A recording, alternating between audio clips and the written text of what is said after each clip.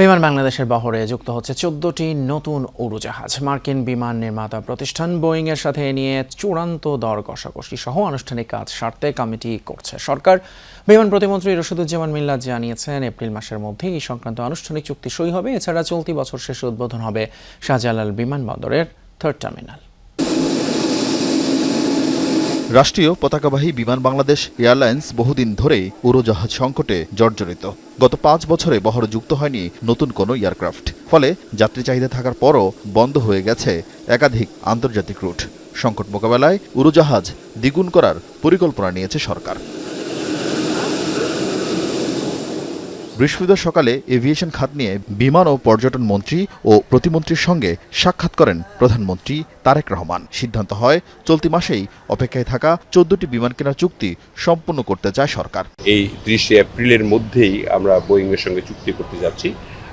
We are purchasing 14 aircraft from Boeing. At the same time আমাদের যে এই 5 বছর লাগবে তাদের এই বোয়িং ডেলিভারি করতে, এর মধ্যে আমরা বোয়িং এবং এয়ারবাসের সঙ্গে যোগাযোগ করে আমরা কিছু লিজে আমরা এয়ারক্রাফট আমরা খুব শিগগিরই।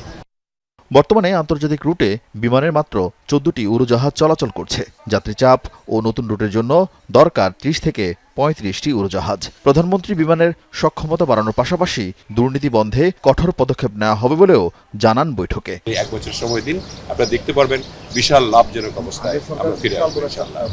এছাড়া চলতি বছরের 16 ডিসেম্বর বা নতুন বছরের শুরুতে শাহজালাল আন্তর্জাতিক বিমানবন্দরের 3rd টার্মিনাল চালু করতে চায় সরকার। ওপেনিং এর ডেটটা হয়নি, আমরা চিন্তা করতেছি এন্ড অফ দিস ইয়ার, যদি পারি 16 ডিসেম্বরে করলাম, আর না হলে আমরা নিউ ইয়ারে করলাম। এদিকে সরকার প্রধানের সঙ্গে বৈঠক করেছেন বিশ্ব সাহিত্য কেন্দ্রের প্রতিষ্ঠাতা ও শিক্ষাবিদ অধ্যাপক আব্দুল্লাহ আবু সাঈদ। এ সময় শিক্ষার্থীদের মাঝে বই পড়ার অভ্যাস গড়ে তুলতে সংশ্লিষ্টদের নির্দেশ দেন তারেক রহমান। আরিফিন শাকিল, যমুনা নিউজ, ঢাকা।